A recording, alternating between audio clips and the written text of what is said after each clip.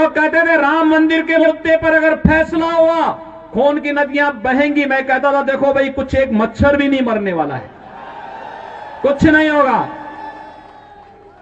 न्यायालय मेरिट के आधार पर फैसला करे, फैसले को लागू हम करेंगे। और किसी के माई के लाल पे हिम्मत है उत्तर प्रदेश में उपद्रव करके दिखा दे। पहले कश्मीर में पत्थरबाज पत्थर फेंक करके पाकिस्तान का पैसा लेकर के भारत की संपत्ति को नुकसान पहुंचा करके उन्हें क्षतिग्रस्त करते थे। और कांग्रेस और केजरीवाल जैसे लोग उन पत्थरबाजों का समर्थन करते थे। लेकिन धारा 370 समाप्त हुई, पत्थरबाज हुए गायब। और पाकिस्तान परस्त आतंकवादी जो पहले भारत के अंदर आकर के जगह जगह विस्फोट करते थे, उन सबको यमलोकपुरी की यात्रा पर भेजना शुरू कर दिया हमारे सुरक्षा बलों के जवानों ने। उनको लिए कहा गया कि भाई भारत की धरती तुम्हारे लिए नहीं है, तुम्हारे लिए तो अब बोली नहीं, हमारे सुरक्षा बलों के जवानों की गोली है और एक गोली खाओ, अपनी यात्रा पर जाओ। कांग्रेस और केजरीवाल इन उपद्रवियों को क्या खिलाते थे? बिरयानी। और हम क्या खिला रहे हैं? गोली। भाइयों बहनों, यही अंतर है। भारत माता के प्रति अगर इनके मन में सम्मान होता, आतंकवादियों के सामने, नक्सलवादियों के सामने घुटने नहीं टेकते, पाकिस्तान का खौफ खड़ा नहीं करते।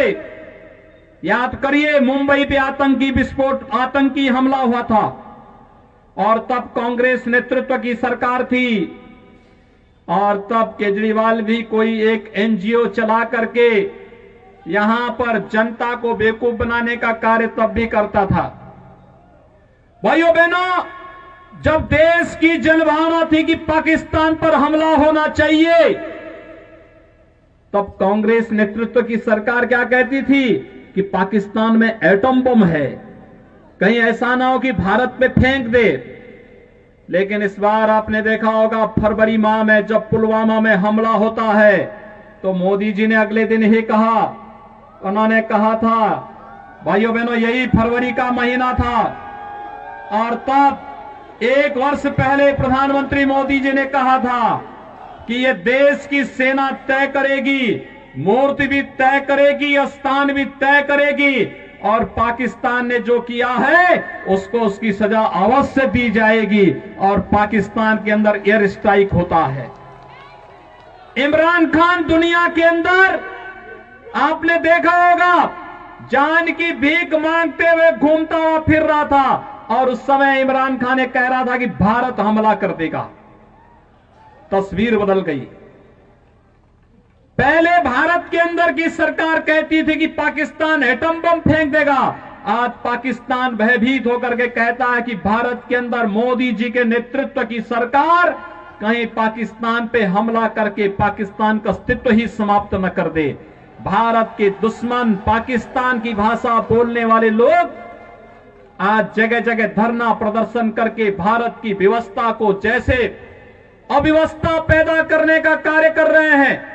भाइयों बहनों, ये जो धरने नागरिकता कानून के विरोध में जगह जगह किए जा रहे हैं और पाकिस्तान के एक मंत्री के द्वारा केजरीवाल के समर्थन में बयान जारी करना, ये सब कड़ी एक दूसरे के साथ जोड़ता हुआ दिखाई देता है। और यही अपील करने के लिए आज हम सब आपके बीच आए हैं। आपने देखा होगा, कश्मीर में धारा 370 समाप्त हुई, 3 तलाक की कुप्रथा सदैव के लिए समाप्त हो गई। महिला सशक्तिकरण का नारा आज केवल नारा नहीं, ये हकीकत बन चुका है। और महिला सशक्तिकरण के माध्यम से 3 तलाक की कुप्रथा को सदैव समाप्त करने के लिए प्रधानमंत्री मोदी जी का, गृह मंत्री अमित शाह जी का अभिनंदन होना चाहिए। और इस अभिनंदन के लिए आज मैं आपके पास आया हूं कि भाइयों बहनों, यही राष्ट्रीय आकांक्षाएं हैं कि देश में आतंकवाद की प्रतीक, अलगाववाद की प्रतीक, भेदभाव के प्रतीक, इस प्रकार के जितने भी कानून हैं जो भारत में अलगाववाद को पैदा करते हो, विभेद को पैदा करते हो, इन सबको समाप्त करने के लिए जो कदम उठाए जा रहे हैं, उन कदमों की अगली श्रृंखला में ये नागरिकता कानून भी है।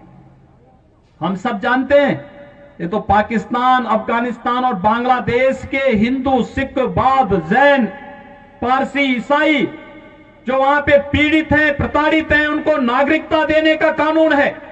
ये नागरिकता लेने का कानून नहीं। लेकिन इस सब के बावजूद आप देख रहे होंगे धरना देकर के कैसे भ्रम की स्थिति पैदा करने का प्रयास हो रहा है। ये जानबूझ करके शरारतन देश के माहौल को खराब करने की साजिश का हिस्सा है। जो लोग एक भारत श्रेष्ठ भारत की मोदी जी के इस अभियान का विरोध कर रहे हैं, वही लोग जगह जगह धरना प्रदर्शन करके भारत के खिलाफ वातावरण बनाने का कार्य कर रहे हैं। देश के अंदर अनावश्यक रूप से जनता को गुमराह करने का कार्य कर रहे हैं। और वही लोग हैं जिनके समर्थन में आज पाकिस्तान के मंत्री और पाकिस्तान की सरकार बयान जारी करके अपील कर रही है कि दिल्ली के अंदर मोदी के नेतृत्व में सरकार नहीं आनी चाहिए।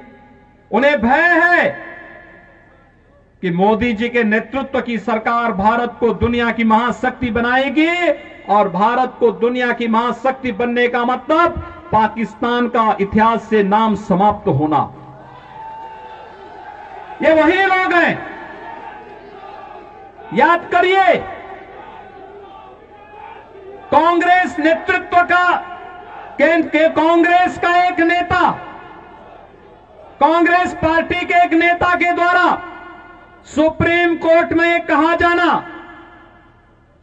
कि अयोध्या में राम जन्मभूमि का फैसला नहीं होना चाहिए। कांग्रेस के एक नेता ने कहा था ना।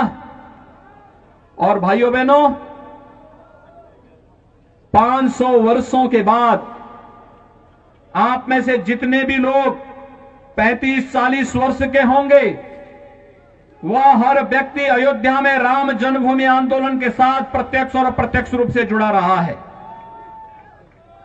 जिनकी उम्र कम है, उनके परिवार का कोई न कोई सदस्य किसी न किसी रूप में इस अभियान के साथ जुड़ा रहा है। कांग्रेस जिस मामले को लटकाती थी, क्योंकि कांग्रेस से पहले अंग्रेजों का शासन था, अंग्रेज भी लटकाते थे। उससे पहले मुगलों का शासन था। मुगल कब चाहता कि भारत के अंदर भारत के गौरव की पुनर्स्थापना हो, लेकिन मोदी जी आए और मोदी जी के आने के दूसरे कार्यकाल में अयोध्या में 500 वर्षों से लटके हुए श्री राम जन्मभूमि से संबंधित मामले का समाधान होता है। आप सबको मैं बधाई देता हूं। अयोध्या में भगवान राम का भव्य मंदिर के निर्माण का मार्ग प्रशस्त हुआ है। अयोध्या में भगवान राम का भव्य मंदिर का निर्माण होने जा रहा है। कोई संदेह किसी को नहीं होना चाहिए। जरा याद करिए, अगर मोदी जी केंद्र में नहीं होते, उत्तर प्रदेश में मोदी जी के आह्वान पर भारतीय जनता पार्टी की सरकार नहीं बनती, तो ये जो धमकी देते थे कि 370 समाप्त करोगे, खून की नदियां बहेंगी, हम कहते थे यार कुछ नहीं होने वाला। ये लोग कहते थे राम मंदिर के मुद्दे पर अगर फैसला हुआ खून की नदियां बहेंगी। मैं कहता था देखो भाई, कुछ एक मच्छर भी नहीं मरने वाला है, कुछ नहीं होगा। न्यायालय मेरिट के आधार पर फैसला करे, फैसले को लागू हम करेंगे। और किसी के माई के लाल पे हिम्मत है उत्तर प्रदेश में उपद्रव करके दिखा दे।